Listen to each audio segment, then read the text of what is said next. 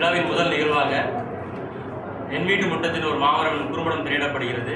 இந்த குறும்படம் தான் தமிழ் திரைப்பட வரலாற்றில் முதலாக 59வது பெர்லின் திரைப்பட விழாவில் போட்டி பிரிவில் பங்கேற்ற முதல் திரைப்படம்.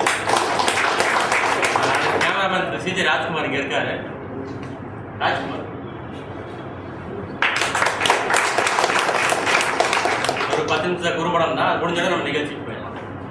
நன்றி. ஆரம்பிச்சதுலேருந்து எங்களுக்கு பெரிய சப்போர்ட்டாக இருக்கிறது சிஜே ராஜ்குமார் அவர்கள். இந்த படத்தில் அவரோட டேலண்ட் பார்த்துருப்பீங்க. ஸோ உங்களுடைய வாழ்த்துக்களை அவர் தெரிவிச்சுக்குமார்.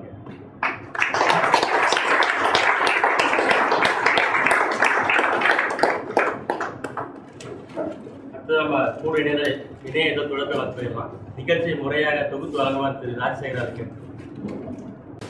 வணக்கத்துக்கு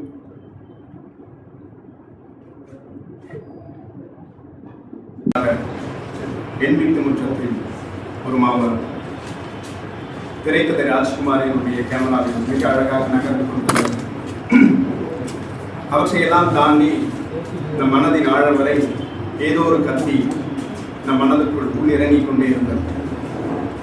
அந்த வழியின் ரணம், அந்த உணர்வுகள் இன்னும் நீடித்துக் கொண்டே இருக்கிற இந்த தருவாயில் இந்த நிகழ்வை ஒரு சோகமான, அதோடு சேர்ந்து அந்த சோகத்தை தீர்த்து வைக்கிற ஒரு சந்தோஷமான ஒரு முன்னெடுப்பான ஒரு கலை படிமத்தை, ஒரு வித்தியாசமான முறை குறுக்கீட்டை இந்த கூடு ஏற்படுத்தும் என்கிற நம்பிக்கையில் வணக்கம் சொல்லி நிகழ்வை தோன்றுகிறோம்.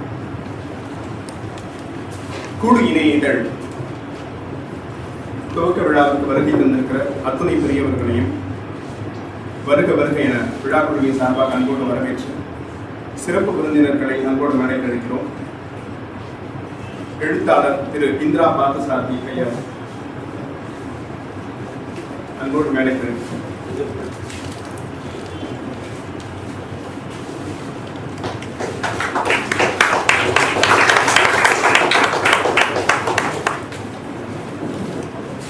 பத்திரிகையாளர் திரு நக்கீரன் கோபால் ஐயா அவர்களை அன்போடு நடைபெறுகிறோம்.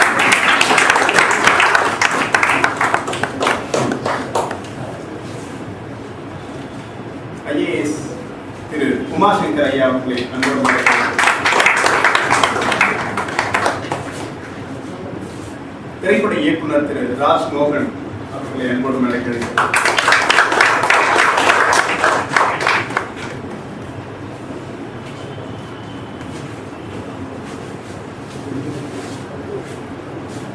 பெரும்பாலும் தமிழ் பத்திரிகை வரலாறாக இருக்கட்டும்,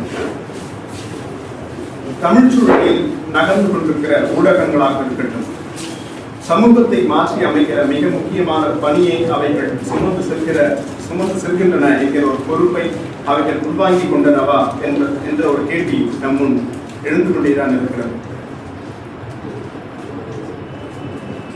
அந்த கேள்விகளுக்கு இந்த கூடு இணையதழ் என்ன பதிலை வைத்திருக்கிறது என்பதை பற்றி எல்லாம் நாம் தெரிந்து கொள்ள இருக்கிறோம். முறையாக இந்த விழாவுக்கு வரவேற்புரை வழங்க திரு குணா அவர்களை அன்போடு நடைபெறுகிறோம். அனைவருக்கும் என்னுடைய இனிய மாலை வணக்கங்கள். கூடு இணைய களத்தை தொடங்கி வைக்க அந்த சிறப்புரையாற்ற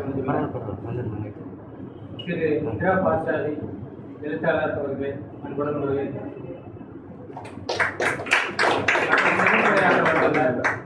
திரு நக்கீரன் கோபால் பத்திரிகையாளர் அவர்களை அன்புடன் வரவேற்கிறேன்.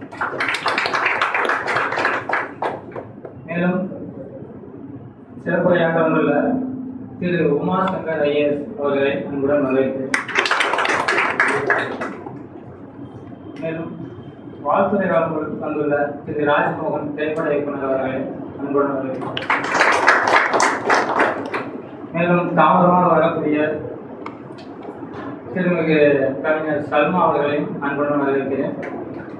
மேலும் குறும்பட ஆர்வலர்கள், இலக்கிய ஆர்வலர்கள், பத்திரிகையாளர்கள் மற்றும் நண்பர்கள் அனைவரையும் அன்புடன் வரவேற்கிறேன். இதே இணைய இதழ் வெளியீட்டு விழாவுக்கு வருகை தந்திருக்கிற அத்துணை பேரையும் மீண்டும் விழாக்குழுவின் சார்பாக அன்போடு வருக என வரவேற்கிறோம். அடுத்ததாக சிறப்பு விருந்தினர்களுக்கு சிறப்பு செய்யப்படுகிறது. முதலாவதாக இந்திரா பார்த்தசாரதி ஐயா அவர்களுக்கு திரு குணா அவர்கள்.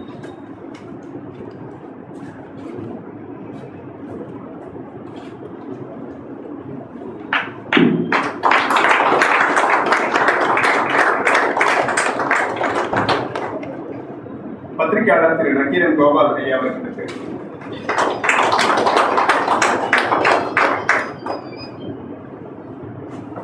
ஐஏஎஸ் ஐயா திரு உமாசங்கர் ஐயா அவர்களுக்கு,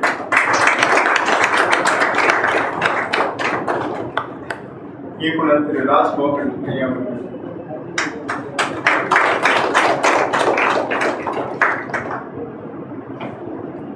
மிக யதார்த்தமான பல விஷயங்களை உங்கள் மனது இந்த அரங்கத்தை விட்டு செல்லும் பொழுது சுமந்து கொள்ள தயாராக இருக்கட்டும் என்கிற ஒரு அறிவிப்பையும் இங்கே பதிவு செய்து கூடு இணையதழை துவக்கி வைத்து உரையாற்றுமாறு திரு எழுத்தாளர் இந்திரா பார்த்தசாரதி ஐயா அவர்களை அன்போடு அழைப்பதற்கு முன்னதாக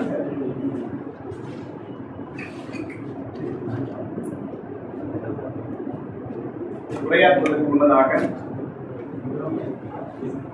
கூடு இணையதழ் இப்பொழுது துவக்கி வைக்கப்பட்டுள்ளது.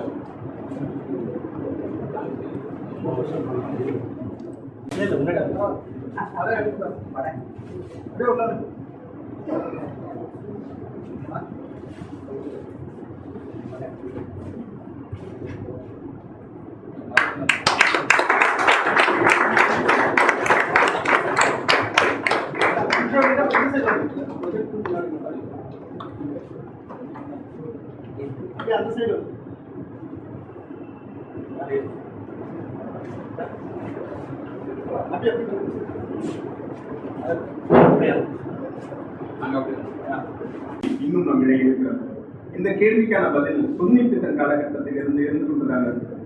புதுமைப்பித்தன் அவர்கள் தன்னுடைய வாக்குமூலத்தை பதிவு செய்யும் பொழுது என்னுடைய பெரும்பான்மையான சிறுகதைகள் அவசரமாக எழுதி முடிக்கப்பட்டவை, பத்திரிகையாளர்கள் சீக்கிரமாக முடித்து விடுங்கள் என்று அவசரமாக முடிக்க வைக்கப்பட்டவைகள் என்றெல்லாம் வாக்குமூலத்தை பதிவு செய்திருக்கிறார். அப்படி இல்லாமல் வெகு இயல்பாக யதார்த்தமாக உங்களுடைய சுதந்திரமான எண்ணங்களை இந்த இணையத்தை நீங்கள் எழுதலாம்.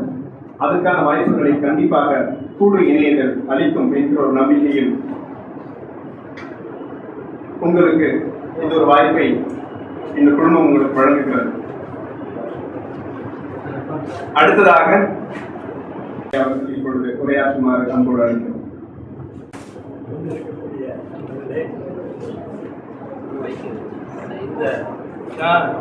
கிட்டத்தட்ட எழுத்தாளி பரவோலை காலத்தை சார்ந்தோம்.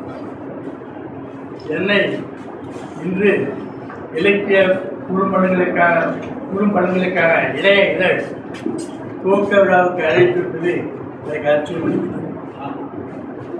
ஆனால் இந்த மாதிரி அந்த காலகட்டத்திலே நான் கணினியுடன் தொடர்பு கொண்டேன். அப்பொழுது இந்த இன்டர்நெட் மூலமாக உலகமே என் கண்முன் விரிந்தது போல் இருந்தது. ஒரு சிறிய பெட்டிக்குள்ளே பிரபஞ்சமே அடங்கியிருப்பது போல் தோன்றியது. உலகத்துள்ள அத்தனை விஞ்ஞான, கலை, இலக்கிய அனைத்து எல்லா விஷயங்களையும் உள்ளடக்கிய ஏதேனும் ஐயப்பாடு இருந்தால் அது மூலமாக அன்று கொள்ளலாம் என்ற ஒரு வசதி இருந்தது. அப்போது எனக்கு தாமஸ் சாட்டர்டன் என்ற ஒரு புலவர் 15ஆம் நூற்றாண்டிலே இருந்தவரை பற்றி தெரிய வேண்டியிருந்தது. அவர் யார் என்று கூட தெரியாது. ஆனால் 18 வயதிலேயே காலமான அவர் ஒரு மிகச்சிறந்த புலவராக 15ஆம் நூற்றாண்டிலே இருந்திருக்கிறார் என்று அவருடைய கவிதைகள் முழுவதும் அங்கே அந்த இன்டர்நெட்டில் கிடைக்கிறது. இப்போது தமிழுக்கு அதிகமாக மதுரை ப்ராஜெக்ட் என்று நினைக்கிறேன். பிறகு தமிழ் ஹெரிட்டேஜ் இதன் மூலமாக தமிழ் இலக்கியங்கள் பழைய கிளாசிக்ஸ் எல்லாமே இங்கே நமக்கு இப்போது கிடைக்கின்றன. ஏனென்றால் சில ஆண்டுகளுக்கு முன்னால் இந்த மீனாட்சி அம்மை பிள்ளை தமிழ் பற்றி எனக்கு சந்தேகம் வந்தது. ஏனென்றால் ஒரு பத்திரிகைக்கு ஒரு மதிப்புரை எழுத வேண்டியிருந்தது. அதை எழுதியவர் அமெரிக்கா பல்கலைக்கழகத்தைச் சேர்ந்த ஒருவர் நம்முடைய பிள்ளைத்தமிழ் இலக்கியத்தை பற்றி ஆராய்ச்சி செய்திருந்தார். அதில் அவருடைய அந்த பாடல்களை முழுவதும் அவர் மொழிபெயர்த்திருந்தார். அந்த ஒரு இடத்துல அவர் மொழிபெயர்ப்பு சரியாக இருக்குமா இல்லையா என்று எனக்கு சந்தேகம் வந்தது. மீனாட்சி அமைப்பில் தமிழ் கணினிலே கிடைக்குமா என்று எனக்கு தெரியுது. என்றால் எந்த நூல்நிலையில் கனிமேலாளர்களுக்கு போனால் எதுவுமே கிடைக்காது. அதனால இது பொதுவாக எல்லாமே அதை மற்ற எந்த நூல் நிலையத்திலே மீனாட்சி பிள்ளைத்தமை தேடிக்கொண்ட போது என்று ஒரு சந்தேகத்துடனே அதை பார்த்து நூல் அதில் முழுவதும் இருந்தது பார்த்து எனக்கு மிகவும் ஆச்சரியமாக இருந்தது. ஆகவே இந்த நிச்சயமாக இந்த காலகட்டத்திற்கு நாம் இந்த இணைய யுகத்துக்கு நாம் போக வேண்டும் என்பது அவசியமாகிறது. இதில் இந்த இலக்கியம் குறும்படங்கள் ரெண்டும் கதையுடைய பலவிதமான பரிமாணங்கள், பலவிதமான உலகத்தில் எதுவுமே தனியாக இருக்குல்ல. நத்திங் ஸ்டாண்ட்ஸ் இன் ஐசோலேஷன். எல்லாமே ஒன்றுடன் தொடர்புடையது.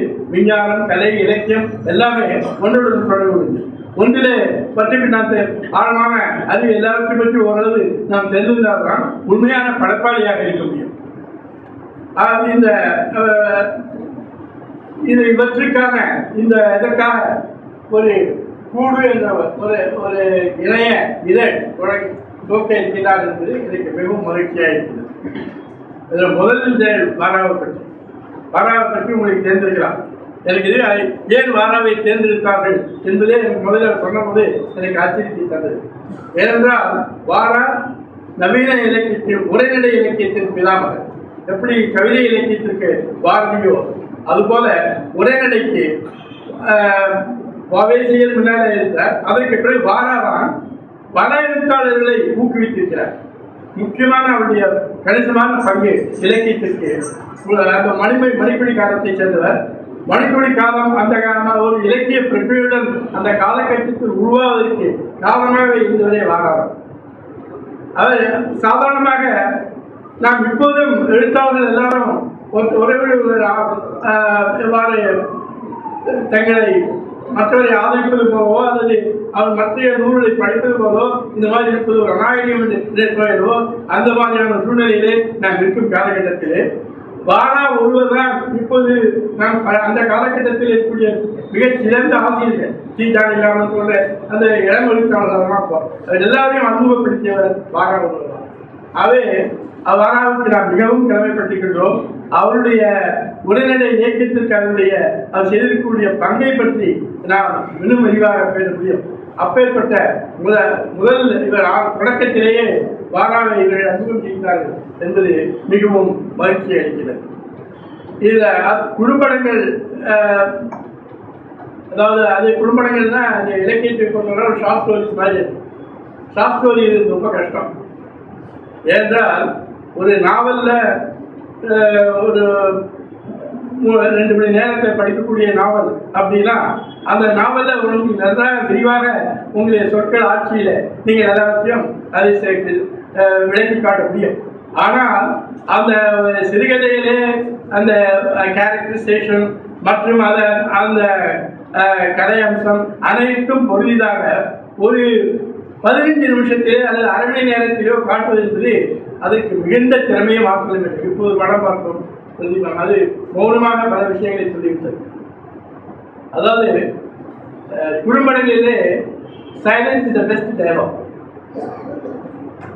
அது அற்புதமாக அதை நான் பார்த்து என்ன நடந்தது அதெல்லாம் நமக்கு நாம் நேரம் வாங்கிக்கணும். அதனால் சொற்கள் அதுக்கு அதாவது உரைநடை அதுக்கு இடையூறாக இருக்கக்கூடாது. பெரும்பாலும் நம்முடைய தமிழ் படங்களிலே பார்க்கின்றோம் இந்த உரையாடல் தான் இடையூறாக இருக்கின்றது. அது என்றால் காட்சி பெருமானங்களை பற்றி அவங்களுக்கு கருத்தை அதை பற்றி கண்ணோட்டமே கிடையாது. ஆகவே இந்த மீடியத்தை புரிந்து கொள்வது பெரிய சிறந்தான். தமிழ் திரைப்பட உலகத்திலே இந்த மீடியத்தை புரிந்து கொண்டவர்கள் மிக சிறந்தான் என்று எல்லாம் சொல்ல முடியும். ஆகவே அந்த குறும்படத்திலே இந்த சைலன்ஸ் வெரி இம்பார்ட்டன்ட். அதை ரொம்ப அற்புதமாக கையாண்டிருக்கிறார் பிரதீபன். அவருக்கு பாராட்டுகள். ஆகவே நமக்கு இப்போது குறும்படங்கள் கலாச்சாரம் நம்மிடத்திலே இப்போது இல்லை. அதை கலாச்சாரை உருவாக்குவதற்காக இப்போது இந்த குழு முயற்சி எடுத்திருக்கின்றது என்பதை நான் அறிய மகிழ்ச்சியாக இருக்கிறேன். அந்த மாதிரியான ஒரு கலாச்சார சூழ்நிலையிலே தான் நல்ல அருமையான 2 மணி நேர படங்கள் இதெல்லாம் விரிவாக வரக்கூடிய வாய்ப்பு இருக்கிறது. ஆகவே இன்றைய அனைத்து உங்கள் நண்பர்கள் அனைவருக்கும் இது துவக்க விழாவை நிகழ்த்துவதற்கு என்னை கூப்பிட்ட நண்பர்களுக்கு என்னுடைய வாழ்த்தை தெரிவித்துக் கொள்கிறேன். இது சிறப்பாக நடைபெற வேண்டும் என்று என்னுடைய வாழ்த்து. சர்மா அவர்களை விழாக்குழுவை சார்பாக அன்போடு வருகிறவர்கள் என வரவேற்கிறோம். குணா அவர்கள் சிறப்பு செய்யும்.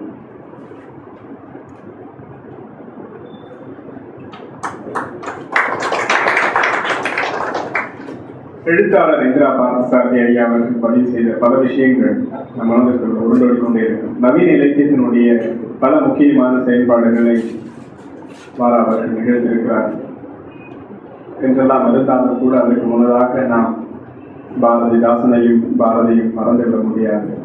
ஆனால் இருப்பினும் இந்த காலகட்டத்துக்கு எழுத்தாளர்களுக்கான ஒரு தடையை கல்லாக, ஒரு மைல்கல்லாக நாம் சில எழுத்தாளர்களை அறிமுகப்படுத்த வேண்டும். இந்த தமிழ் சூழல் என்கிற ஒரு முனைக்கு குணாவும் அருணும் அந்த பணியை செய்திருக்கிறார்கள். அனுபவங்களிலிருந்து பிறக்கிற வார்த்தைகளுக்கு ஈடு இணை, மதிப்பு, விலை என்று எதையும் நாம் பதிவு செய்ய முடியாது. அதற்கான விலை எதுவும் அல்ல. எப்படி சொல்லாத வார்த்தைகளுக்கு பொருள் அதிகமாக இருக்கிறதோ, ஐயா சொன்னதை போல வசனங்கள் இல்லாத ஒரு ஆழமான திரைப்படத்திற்கு ஒரு கணம் நிறைந்த பொருள் புதைந்திருப்பதை போல மிக யதார்த்தமான இயல்பான அனுபவங்களின் வார்த்தைகளுக்கும் ஆழமான பொருள் இருக்கிறது.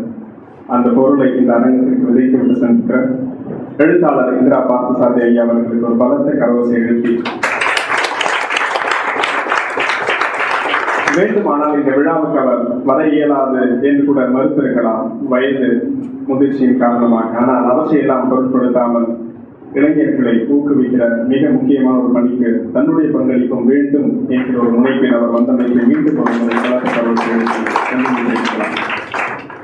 அடுத்ததாக சிறப்புரையாற்றுமாறு திரு உமார் சங்கர் ஐஏஎஸ் அவர்களை விழா கமிட்டி சார்பாக அன்போடு அழைக்கிறோம்.